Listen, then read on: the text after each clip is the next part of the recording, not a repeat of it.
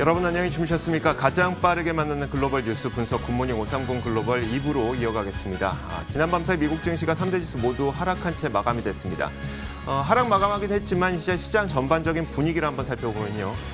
경기 민감주들은 상대적으로 좀 강했고 이런 가운데 빅테크 기업들의 조정이 주가 하락을 좀 이끌었습니다. 그러다 보니까 S&P 500 지수가 8거래일 만에 하락으로 전환된 모습이 나타났고요.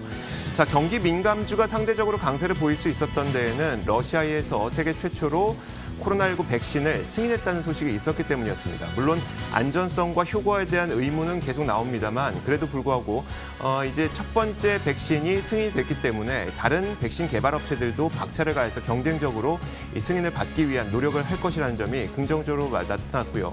자, 이런 것들이 이제 경기가 좋아질 것으로 전망이 되면서 금리가 하루 만에 급등을 했습니다. 그런데 이 금리 급등이 다른 한편에서는 금값의 급락으로 또 연결이 되기도 했었는데요. 이런 다양한 일들이 존재했던 하루였습니다. 어떤 일들이 있었는지 지금부터 정리해드리도록 하겠습니다.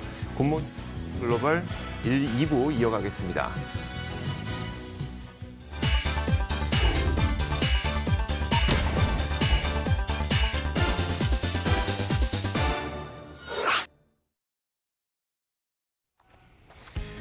자, 미국 증시의 마감 동향부터 확인해 보도록 하겠습니다. 클로징벨 중계석이고요. 오늘도 장혜진 앵커, 로제타 투자자문 최진석 포트폴리오 팀장 함께하겠습니다. 어서 오세요. 자, 먼저 장혜진 앵커가 3대 지수 어떻게 마감됐는지 정리해 주실까요? 네, 현지 시간 11일 미국 3대 지수는 일제히 빨간불을 켜면서 하락 마감을 했습니다. 코로나19 백신 개발에 대한 기대가 최근 들어서 다시 부상하긴 했지만 기술주가 이번 주 전반적인 숨고르기 장세를 보여주고 있는데요. 경제 상황에 대한 낙관론이 일면서 경기 민감주가 대체로 이날 강세를 보이는 반면에 팬데믹 기간 수혜를 본 기술주는 약세를 나타내는 현상이 계속해서 이어지고 있습니다. 한때 2월 고점에 이르렀던 S&P 500 지수는 마감 1시간을 앞두고 미끄러진 모습이었는데요. 그럼 이날 가장 주목을 받았던 소식부터 살펴보시죠. 러시아가 세계 최초로 코로나19 백신을 공식 등록했다고 주장을 하면서 시장에서는 백신 확보에 대한 기대가 일었습니다. 블라디미르 푸틴 러시아 대통령은 세계 처음으로 코로나19 백신이 등록됐다면서 이 백신은 상당히 효율적으로 기능을 하며 바이러스에 대한 지속적인 면역력을 형성을 한다라고 말을 했는데요. 다만 이 백신은 아직 최종 임상 단계인 임상 3상을 거치지 않은 것으로 알려지고 있습니다. 러시아 측은 백신 등록 이후에 최종 임상을 진행할 계획이라고 밝혔지만 통상적으로 임상 3상에 성공한 후에 백신을 공식적으로 등록하는 국제적 관행과는 차이를 보여서 시장에 다 약간의 우려 심리를 불러일으켰고요. 이에 따라서 백신이 정말로 효과가 있는 것인지에 대한 의구심이 남아있는 상황입니다. 미국에서도 코로나19 백신 개발이 한창이죠. 트럼프 대통령이 이날 오후에 코로나19 백신 개발과 관련한 브리핑을 할 것으로 예정이 되어 있는데 이것이 투자 심리를 다소 지지해주는 그런 모습이었습니다. 미국 내 코로나19 일일 신규 확진자 수가 또 이틀 연속 5만 명 이하로 유지가 되면서 코로나19 상황과 관련해서 낙관적인 소식이 이어지고 있습니다. 이날 발표된 경제 지표는 다소 엇갈린 모습이었는데요. 미국의 7월 생산자 물가 지수가 전달보다 0.6% 올라서 전문가들의 전망을 크게 웃돌았고요. 물가 상승은 코로나19에 따른 침체 이후 경제가 회복되는 중이라는 기대를 자극했습니다. 반면에 7월 미국 소기업들의 경기 낙관도가 3개월 만에 다시 하락했습니다. 아마도 경제 재개가 이루어졌지만 영업 제약이나 사회적 거리두기 또 소비자들의 매출이 굉장히 낮아졌다는 점을 통해서 매출이 줄었기 때문이라는 분석입니다. 마지막으로 부양책까지 간단히 함께 짚어보면 관련 논의는 여전히 진행 중인 것으로 알려지고 있습니다.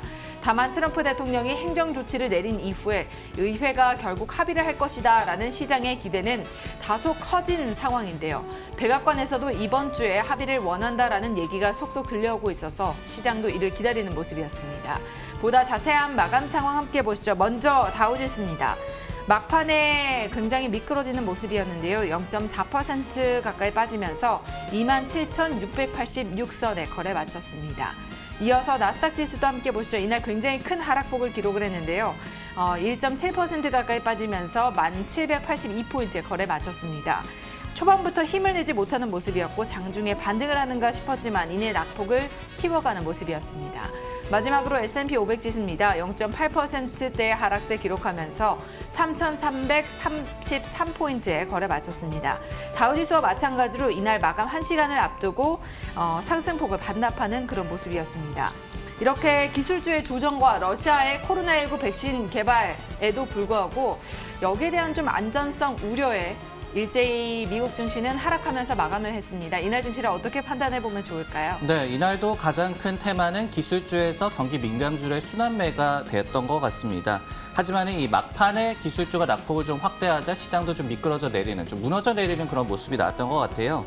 기술주 같은 경우에는 밸류에이션이 여전히 좀 비대하다는 인식이 남아있고, 그리고 코로나19 환자가 미국에서 지난 14일간 18%나 줄어든 것으로 나타나는 등 경제 정상화에 대한 기대감이 지지되는 점도 경기 민감주에 대한 관심을 좀 높이는 요소로 작용을 하고 있습니다. 러시아가 최초로 이 코로나19 백신을 등록을 했죠. 선물 시장에서는 좀 호재가 분명히 좀 됐습니다. 하지만은 이 삼상을 건너뛴 승인의 이 해석이 좀 엇갈리면서 크게 좀 호재로 작용하지는 못하는 그런 모습이 또 나와줬습니다. S&P 500 지수가 이날 장중에는 3,381까지 상승하면서 기존의 신고가였던 3,386에 바짝 좀 근접을 했었죠. 그러면서 심리적인 저항선 돌파를 했을 때, 그리고 이제 경기 민감주로의 또 시장 주도주가 바톤 터치를 했을 때 추가 증시 상승을 점치는 시각도 많이 좀 존재를 했었습니다. 하지만 또 반대로 오늘 같은 경우는 이 같은 심리적 저항선 돌파를 눈앞에 두고 오히려 좀 이 저항선, 부담감으로 좀 작용하는 모습이 막판에 나와졌던 것 같습니다. 자, 조금 전에 나왔던 속보 한 가지 전해드리도록 하겠습니다. 테슬라에서 조금 전에 이 주식 분할 소식을 또 전했는데요. 주식 분할 5대1로 주식을 분할한다는 내용을 전했습니다. 그러면서 시간의 거래에서도 6% 정도 현재 올라가고 있고, 그 내용을 한번 살펴보자면 일단 주식 분할 결정은 딱히 뭐 큰 내용은 없습니다. 5대1로 분할을 한다는 얘기고, 그럼 언제부터일까? 일단 오는 8월 28일 장 종료를 마감해서 이제 8월 31일 장 시작할 때 이 주식이 분할된 채 새롭게 거래가 될 예정입니다. 8월 28일 이전에 이 장이 마감되고, 그 다음에 8월 31일에 5대1로 분할된 채 이 테슬라의 주가는 다시 거래가 될 것으로 보입니다. 자, 이렇게 테슬라와 관련된 내용까지 살펴봤고요. 이어서 상품 선물 시장도 보도록 하겠습니다. 자, 상품 선물 시장인데요. 먼저 국제 금값이 지난 밤 사이에 꽤 큰 하락을 보였습니다. 급락을 했는데요. 말씀드렸던 것처럼 국제 금값은 최근 들어서 이 금리, 실질 금리와 꽤 크게 연관되어 있는 모습을 보여줬었죠. 실질 금리와 역의 상관관계를 갖고 있었습니다. 금리가 내리면 이 금값이 오르는 현상이었었는데, 반대로 지난 밤 사이에는 이 10년물 국채 금리가 크게 올랐습니다. 하루 만에 14%나 올랐기 때문에 실질 금리도 덩달아 상승하게 되면서 금값은 하락했다는 분석이 나오고 있습니다. 선물 시장에서 5.79%나 큰 폭의 급락을 보였고요. 1921.7에 이 거래를 마쳤습니다. 자, 이어서 이 금리 한번 살펴보도록 하겠습니다. 그러면 금리가 얼마나 크게 움직였을까? 바로 전날까지만 하더라도 0.5% 중반대를 기록했었던 10년물 국채 금리가 하루 만에 14%나 올라서 0.64%, 6% 중반대까지 큰 폭의 상승을 보였습니다. 러시아에서 승인을 했다는 이제 백신, 그 소식이 긍정적인 영향을 미치면서 경기 회복에 대한 기대감이 불붙었고요. 이 덕분에 금리가 올랐다는 분석입니다. 10년물 국채 금리는 0.644%까지 오른 채 마감이 됐습니다. 자, 이어서 국제 유가도 살펴보도록 하겠습니다. WTI 가격은 지난 밤 사이에 변동성 장세를 보였습니다. 상승과 하락을 반복했는데 장중 한때 43달러 선까지 근접하기도 했었던 WTI 가격이 막판에 밀리면서 0.7% 하락한 채 마감됐습니다. 41.64에 마감이 됐고요. 자, 마지막으로 달러 인덱스입니다. 달러 가치는 큰 폭의 변화는 없었습니다. 지난 밤 사이에는 0.09% 강보합권에서 거래가 되면서 39.66에 마감됐습니다. 자, 이렇게 상품 선물 시장 살펴봤습니다. 글로벌 외신 확인하도록 하겠습니다.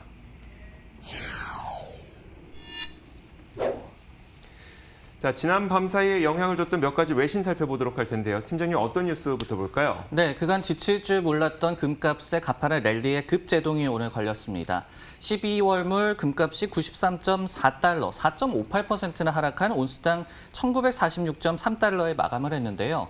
이것은 2013년 4월 15일 이후에 달러 기준으로는 최대 하락폭이고요. 그리고 퍼센트로도 3월 13일 이후에 최대폭, 7년 만에 최대폭으로 하락한 것이 되겠습니다. 그리고 거래장이 마감한 후에도 온스당 1930달러대까지 떨어지면서 금값 랠리에 급제동이 걸린 그런 모습입니다. 의학계에서는 물론 좀 어이없다라는 반응을 나타내고 있죠. 하지만은 러시아에서의 이런 코로나19 백신 등록이 그리고 최근에 또 대형 제약사들의 백신 개발이 좀 임박했다라는 그런 분위기가 금에 대한 차익 실현 이 매도 물량을 좀 초래했다라는 분석이 나오고 있는데요. 마케러치가 인용한 오한다라는 기관의 애널리스트도 차익 실현의 핑계거리를 찾던 트레이더들이 러시아 백신 소식에 줄 매도 행렬을 보였다라는 해석을 남기기도 했습니다. 이 팬데믹에 따른 또 경기 침체 관련해서 좀 우려가 있었기 때문에 금값 상승에 한몫을 하는 요인으로 작용을 했었는데요. 근데 경제 정상화 기대에 따라서 오늘 또 국채 금리가 큰 폭으로 상승을 했죠. 이 같은 요인도 금값 하락 요인으로 지목이 되고 있습니다. 여기에 한 가지 더해서 그동안은 이 풍부한 유동성 그리고 약달러의 갈 곳 잃은 머니무브가 금에 집중되는 그런 경향이 있었습니다. 최근 2개월간도 17%나 또 가파르게 상승을 했었기 때문에 차익 실현 물량을 좀 피할 수 없었다라는 해석이 나오고 있고요. 금뿐만이 아니라 이날 은값도 11%나 급락 마감을 했습니다. 2011년 9월 이후에 달러 기준으로 최대 폭의 하락이었고요. 하지만은 은값도 월요일만 하더라도 6.3%의 상승세를 유지한 바가 있습니다. 얼마 전까지만 하더라도 글로벌 IB들에서는 금값 상승에 좀 무게를 두는 분위기였었는데 그러면 이제 추세가 꺾인 건가요? 아니면 단기적인 차익 실현이 나왔다고 봐야 될까요? 네, 사실 큰 틀로 놓고 본다면은 통화 완화 정책이 글로벌적으로 이어지고 있고 그리고 일부 좀 불확실성도 남아있는 상황이기 때문에 일시적 차익 실현이냐 아니면은 본격적인 추세 반전이냐를 놓고 봤을 때는 좀 더 두고 봐야 한다는 시각이 우세한 것 같습니다. 예를 들어서 US 글로벌 인베스터스라는 기관에서는 3년 안이라는 기간을 제공을 했고 그리고 퍼머넌트 포트폴리오라는 기관에서도 기한을 두지는 않았지만은 최근만 하더라도 금값이 4,000달러까지 갈 수 있다는 전망이 나온 바가 있거든요. 다만 이 BMO라는 기관에서는 금값의 추가 상승을 점치면서도 이 백신 개발이라든지 아니면 대선 결과와 관련한 어떤 불확실성 그리고 결과에 따라서 금값의 방향성이 바뀔지도 모른다라고 앞서서 좀 전망을 내놓은 바도 있습니다. 모건 스탠리도 오늘 좀 금값의 급락을 바라보면서 실질 금리가 저점에 도달했다라는 신호가 될 수도 있다라는 해석을 남겼어요. 7월에 글로벌 금 관련 ETF의 AUM이 무려 97억 달러, 4% 정도나 늘었다라고 하거든요. 그만큼 금에 좀 자금이 많이 물려 있는 그런 상황인데 갑작스러운 추세 반전에도 좀 대비를 해야 할 시점이지 않나라는 생각이 듭니다. 네, 그리고 또 달러 약세 지속 여부도 이 금값 방향성에 굉장히 중요할 텐데 달러화에 대한 전망은 어떤지 체크를 한번 해볼까요? 네, 달러 같은 경우에는 어제 오늘 그래도 소폭 반등하는 그런 모습을 보여주고 있죠. 그렇기 때문에 본격적인 반등까지는 좀 모르겠지만은 그간의 하락폭이 워낙 좀 심했기 때문에 가파른 달러 추가 하락 베팅은 좀 드문 그런 분위기가 감지가 되고 있습니다. 예를 들어서 UBS에서도 장기적인 달러 약세 전망은 좀 견고하게 유지가 되고 있지만은 약달러가 당분간 더 심화되지는 않을 것이다라는 분석을 내놓은 바가 있습니다. 하지만은 또 최근에 일각에서는 지정학 리스크 고조 그리고 미국에서의 본격적인 경기 회복 시그널 그리고 또 보호무역주의를 강조하는 분위기가 재부상할 경우에 강달러로 반전할 수 있는 요인이라는 분석도 있기 때문에 이 부분도 좀 참고하시면 좋을 것 같습니다. 네, 다음 뉴스는 이조 앵커의 픽입니다. 내용 확인해 보겠습니다. 자, 어제 시장을 가장 뜨겁게 달궜던 한 가지 뉴스가 있다면 바로 러시아의 이 첫 번째 코로나19 백신 승인 소식일 겁니다. 임상 3상을 거치지 않은 백신 승인 소식으로 많은 의료 전문가들은 이 안전성과 효과에 대해서 의구심을 갖고 있긴 합니다만 그럼에도 불구하고 첫 번째 백신이 승인됐다는 소식 때문에 다른 뭐 백신 개발 기업이라든지 아니면 국가들 이런 곳들에서 발빠르게 더욱 백신 개발에 나설 것이라는 점이 긍정적으로 또 보이기도 합니다. 자, 그 내용을 한번 살펴보면요. 일단 이름이 스푸트니크입니다. 이제 구소련 냉전 시대 당시에 미국을 견제하기 위해서 세계 최초로 이 러시아가 구소련이 개발했던 인공지능 첫 번째 인공위성 이름이 바로 스푸트니크죠. 미국을 견제하기 위한 백신 개발이 아닌가, 뭐 백신 승인이 아닌가 이런 의구심도 갖게 만듭니다. 그 내용을 한번 살펴보자면 푸틴 대통령은 일단 자신의 딸도 접종시켰다면서 매우 효과적이었다라고 주장을 했습니다. 하지만 뭐 대부분의 의료 전문가들은 신뢰할 수 없다는 반응인데요. 신뢰할 수 없다는 겁니다. 존스 홉킨스에서는 임상 3상은 매우 중요하다면서 3상이 없다면 안전성과 효과를 믿을 수 없다라고 단언을 했고요. 그 다음으로 가장 큰 장애물은 바로 WHO의 인정이 될 것이라고 얘기를 하고 있는데요. 왜냐하면 이런 그 전 세계적인 보건 위기가 닥쳤을 때에는 WHO의 승인이 나야지 그 백신을 전 세계적으로 권고하거나 아니면 매입을 해서 제공을 할 수가 있습니다. 다만 이게 그 WHO 기준에 맞지 않게 3상 승인을 못 받은 것이기 때문에 이건 WHO에서 인정을 안 해줄 것이고 전 세계적으로 사용되기 어려울 것이라는 얘기인데요. 국제보건기구에서는 임상 3상까지 모든 단계를 거치지 않았다면 어떤 약이나 백신도 사용할 수 없을 것이다. 이렇게 단언하기도 했습니다. 그럼에도 불구하고 러시아 백신이 갖는 의미는 적진 않은데요. 미국을 견제해서 일찌감치 승인을 낸 것이냐, 안정성과 효과에 대한 의구심이 있냐 없냐 이런 걸 떠나서 일단 러시아가 첫 번째 승인을 냈기 때문에 다른 백신 개발 기업과 국가들은 조바심이 날 수밖에 없고 이로 인해서 그들이 더욱더 발빠르게 경쟁적으로 백신 개발에 나설 수도 있다는 그런 전망이 나오고 있기 때문입니다. 팀장님, 일단 그 러시아의 백신 개발 소식 호재냐 악재냐를 치면 당연히 호재는 맞는 거죠? 그렇습니다. 이제 소련 시절에 어떤 미국과의 우주 경쟁 시대를 좀 상기시키는 무브였죠. 3상이 없었고요. 그리고 1, 2상과 관련된 좀 구체적인 데이터도 제공을 하지 않았기 때문에 굉장히 좀 어이없다라는 반응도 일리가 있습니다. 하지만은 말씀해 주셨듯이 이 백신의 현실화 기대를 좀 지지하는 용도로서는 충분하게 좀 호재로 받아들일 만한 그런 이 캐탈리스트라고 보여집니다. BMO 같은 기관에서는 11일 화요일에 이 같은 리서치 노트를 냈습니다. 백신이 결국은 나와서 이 증시 낙관론자들을 좀 구제해 줄 것이다라는 분석을 한 바가 있거든요. 그리고 앞서서도 8월 5일이었죠. 골드만삭스가 시장의 이 백신 성공 가능성을 좀 과소평가하고 있다. 시장이 이를 과소평가하고 있다라는 또 낙관론을 백신 관련해서 내놓기도 했습니다. 물론 이 경계론도 백신 관련해서도 좀 존재하고 있는 그런 상황입니다. 8월 7일이었죠. 뱅크 오브 아메리카에서 시장의 낙관론은 연말 또는 내년 상반기에 백신 승인이 될 것이다라는 점을 기반으로 하고 있다. 하지만은 아직 모른다라고 밝힌 바가 있습니다. 어쨌든 간에 러시아에서 좀 논란의 여지는 있지만은 첫 백신을 승인을 했기 때문에 이 같은 좀 기대감을 최소화하는 좀 지지해주는 요소로 작용할 것 같습니다. 자, 이어서 장혜진 앵커가 꼽은 뉴스도 살펴보도록 하죠. 네, 최근 이 시장에는 미중 갈등 악화로 굉장한 영향이 일었었는데요. 미국이 중국의 관세를 만일 인상을 하게 된다면 S&P 500 지수가 조정을 받을 뿐만 아니라 중국 지수까지도 이 조정을 받을 수 있다라는 그런 내용이 전해지고 있습니다. 골드만삭스에서는 추가 관세 등 무역 전쟁 시나리오에 대한 시장의 예상 반응을 정리를 했습니다. 표로 함께 보시면요. 먼저 미국이 100억 달러의 관세를 부과할 것으로 예상을 한다면 S&P 500 지수는 1.2% 떨어질 것이고 중국 주가 지수 역시 함께 떨어져서 2%의 하락이 점쳐지고 있습니다. 반면에 미국 달러는 위안 대비 그 가치가 올라서 0.7% 상승할 것으로 예상을 하고 있는데요. S&P 500의 하락은 관세 부과와 비교를 했을 때 좀 큰 하락 반응이라고 골드만삭스는 진단을 했습니다. 왜냐하면 이 100억 달러의 관세 인상은 기업이익의 0.5%에 불과하기 때문이죠. 이렇게 시장 반응이 엇갈리는 것은 중국의 보복 위협, 즉 막연한 무역 정책 위험에 대해서 시장이 굉장히 의식을 하고 있기 때문이라는 설명입니다. 반대의 시나리오의 경우에는 관세 수입이 줄어들어야겠죠. 300억 달러의 미국의 달러를 미국에서 감면을 한다면 S&P 500 지수는 4%대의 상승세를 보일 것으로 예상을 하고 있고요. 중국 주가 지수 역시 동반 상승할 것으로 예측되고 있습니다. 이 시나리오는 또 오는 11월 대선 결과에 따른 잠재적 영향 가능성을 좀 가늠해 볼 수 있는 그런 내용으로 또 알려지고 있는데요. 트럼프 대통령이 재임이 된다면 미국과 중국의 관계가 더욱 악화될 것으로 예상이 되고 지속적인 관계 악화는 관세 인상에 대한 두려움을 느낄 것으로 좀 이어지는 반면에 바이든 후보가 대통령이 된다면 미중 관계가 개선될지 여기에 대해서는 의문이지만 관세 위협보다는 다자간 접근법을 활용한 이런 관세에 대한 조금 완화된 정책을 펼칠 것으로 예상이 돼서 미국 주식에 남아있던 미중 갈등으로 인한 불안 요인도 다소 해제가 될 것으로 전망이 되고 있습니다. 이렇게 대중관세 부과 시나리오에 대한 예측들이 나와 있는데요. 최근 시장에서는 여기에 대해서 어떤 전망들을 내놓고 있을까요? 네, 사실은 미중 양국 간의 이 관세를 놓고 전면전이 재발할 가능성은 굉장히 좀 낮게 점쳐지고 있습니다.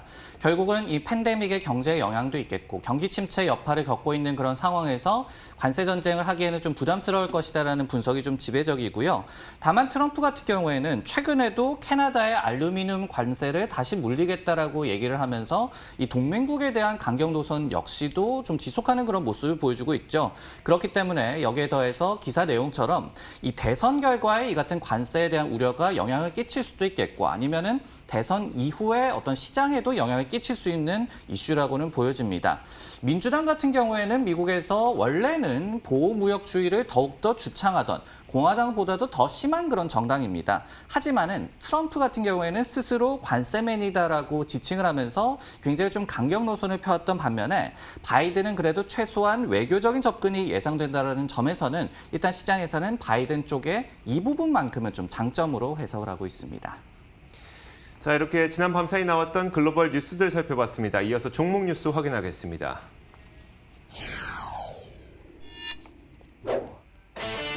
오늘의 종목 뉴스입니다. 세일즈포스닷컴이 원금의 3배 이상의 대박을 내고 줌비디오 주식을 매도한 것으로 알려졌습니다.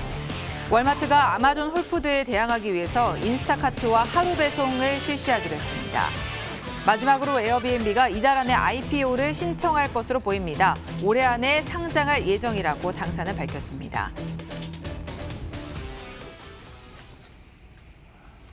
자, 첫 번째 종목은 최진석 팀장님이 세일즈포스닷컴을 꼽아주셨네요. 어떤 내용일까요? 네, 소프트웨어 솔루션 기업이죠. 세이지포스가 이 집콕 트렌드의 대표주라고 할 수 있는 줌비디오 커뮤니케이션스 투자에 대박을 내고 엑시트에 성공했다는 소식을 전했습니다.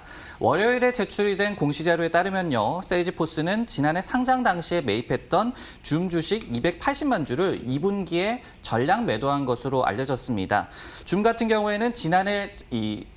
2019년 4월에 공모가가 $36였습니다. 근데 이 팬데믹에 따른 집콕 트렌드가 좀 거세지면서 올해 주가가 그때 집계 기준으로 267%나 상승을 했습니다. 같은 기간에 S&P 500 지수가 4% 상승에 그쳤던 것에 비한다면 굉장히 놀라운 흐름을 보여줬죠. 세이지포스가 얼마에 이 줌 지분을 팔았는지는 공개되지는 않았습니다. 하지만은 2분기 이 줌의 주가 최저가가 113.75달러이기 때문에 75달러이기 때문에 이를 적용을 하더라도 수익률이 무려 216%로 집계된 것으로 알려지고 있거든요. 여기에 또 6월 25일에 기록을 했던 최고가 259.51달러를 대입 시에는 무려 620%의 놀라운 수익률을 거둔 것으로 알려지고 있습니다. 해당 투자 이익은 앞으로 발표될 이 CRM의 분기 실적에 포함될 예정입니다.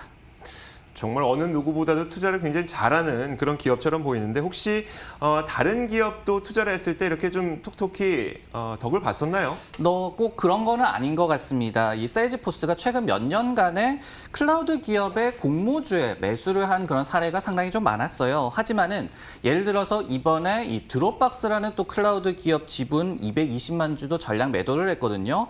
근데 2분기의 주가 범위를 좀 적용을 해봤을 때 수익률이 최대 12.6% 정도에 그쳤을 것으로 예상이 되고 있습니다. 세일즈포스 같은 경우에는 이제 서베이 몽키라는 이 기업의 지분만 좀 남기게 됐습니다. 서베이 몽키 같은 경우에는 이름 그대로 각종 서베이 서비스를 제공하는 소프트웨어 기업이라고 할 수가 있겠습니다. 네, 세일스포스닷컴 등 기술주에는 밸류에이션 부담이 있고 줌비디오는 집콕주기 때문에 여기에 대한 집콕 완화에 대한 우려가 또 남아있는 상황인데요. 양사에 대한 투자 의견은 현재 어떤 상황인가요? 네, 먼저 세일즈포스 같은 경우에는 뚜렷한 투자 의견에 좀 훼손 양상은 나타나지는 않고 있습니다. 하지만은 전반적인 이 소프트웨어 관련주의 부진에 단기 조정을 받고 있는 그런 상황이고요.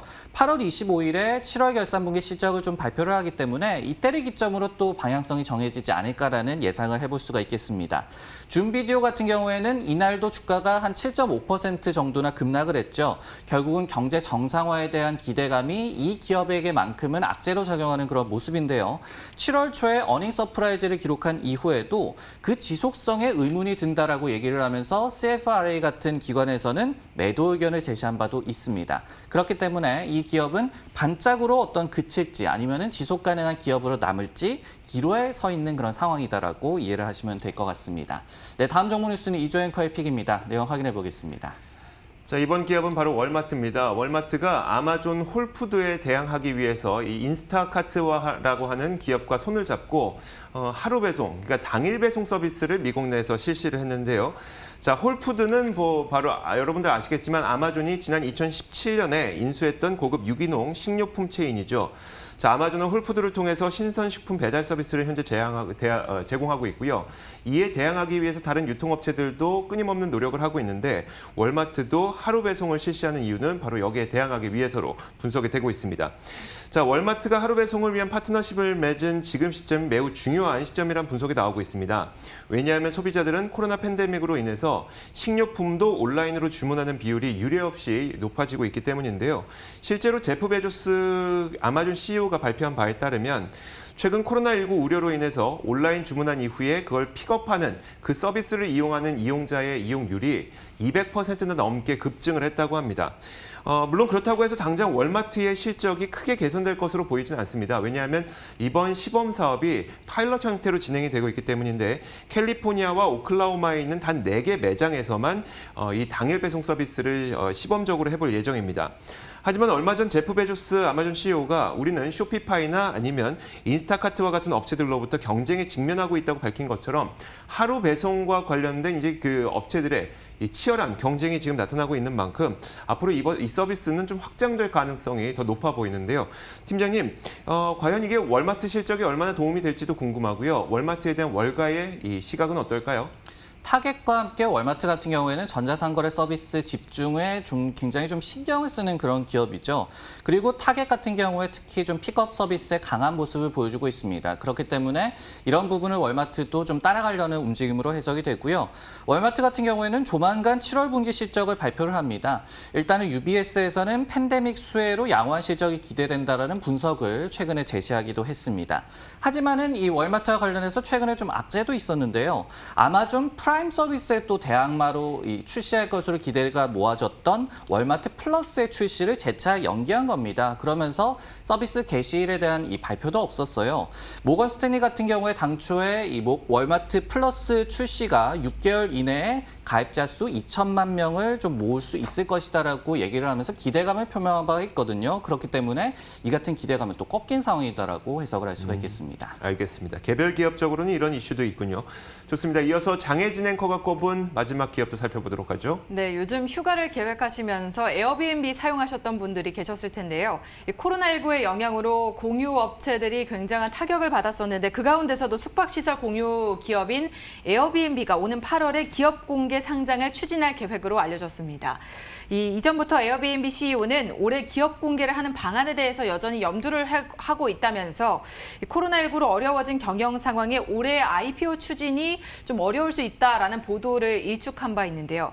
월스트리트저널에서는 이 소식을 전하면서 이번 기업 공개 상장으로 에어비앤비가 놀라운 반등세를 분명하게 보여줄 수 있다는 분석을 내놨습니다.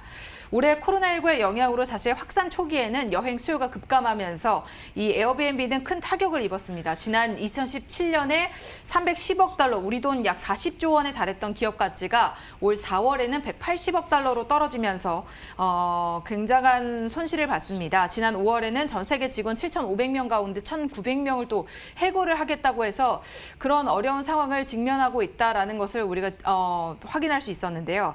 하지만 다행히도 이 봉쇄령이 완화된 이후에 해외여행은 아니지만 각 국내 여행 수요 증가로 최근 빠른 회복세를 보이고 있습니다. 특히 코로나19 이후에 사람들이 붐비는 관광지보다는 좀 한적한 해변이나 이 산촌으로의 여행 수요가 늘었는데 이런 지역에는 숙박시설이 잘 되어 있지 않아서 에어비앤비를 이용하는 사람들이 굉장히 늘고 있다라는 분석입니다. 이에 따라서 이달 안에 IPO 기업 공개를 비밀리에 신청을 하고 올해 안에 좀 상장을 추진할 계획에 대한 밑작업의 한창인 것으로 알려지고 있는데요. 하지만 최근 들어서 시장 변동성이 굉장히 크게 나타나는 만큼 에어비앤비가 위와 같은 타임라인 안에 과연 이 계획을 마무리할 수 있을지 여기에 대해서는 불확실한 상태입니다. 사실 올 초만 해도 에어비앤비의 기업 가치가 반토막이 났다면서 여기에 대해서 우려하는 사람들이 많았는데요. 기업 상장에도 좀 빨간불이 켜졌었습니다.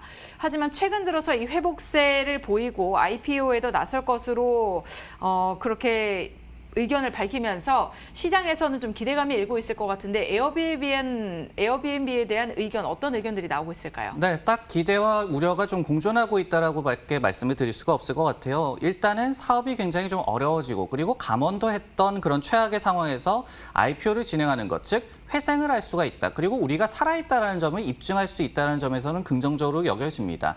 그리고 기업 가치가 물론 뭐 반토막 정도가 낮다라고는 하지만은 비상장 기업의 기업 가치는 유동적인 거고요. 그리고 나중에 상장을 한 이후의 기업 가치가 어떻게 될지는 아무도 모르는 그런 일입니다.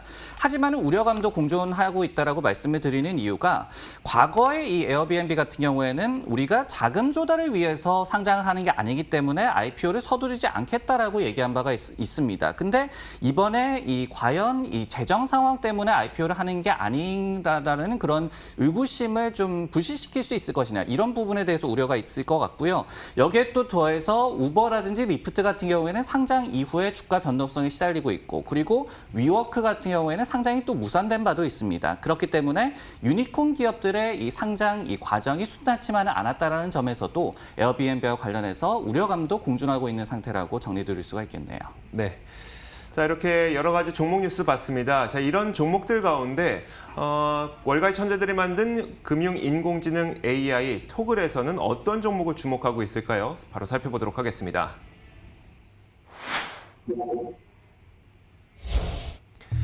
자, 월가의 천재들이 만든 금융분석 인공지능 토글이 아마존에 대한 분석을 바로 8월 7일에 내놨습니다. 자, 아마존. 애널리스트들의 전망치가 떨어졌을 때 이럴 때는 89%의 확률로 주가가 상승 랠리를 보이더라라고 예측을 하면서 주가 예측을 앞으로 2에서 3개월 내에 거의 3,800달러 선까지 올라갈 것으로 이 토글은 예측을 했습니다. 자, 적중률 한번 살펴보도록 하겠습니다. 자, 적중률 가운데 가장 적중률이 높은 구간이 2에서 3개월 구간입니다. 적중률 92.2%로 신뢰도가 굉장히 높고요. 2에서 3개월 이내에 이 주가는 앞으로 한 11.72% 중간값이 이 주가가 상승할 것으로 MTN 토글은 예측했습니다. 과연 앞으로 어떻게 될지 앞으로도 여러분들 지켜보시길 바라겠습니다.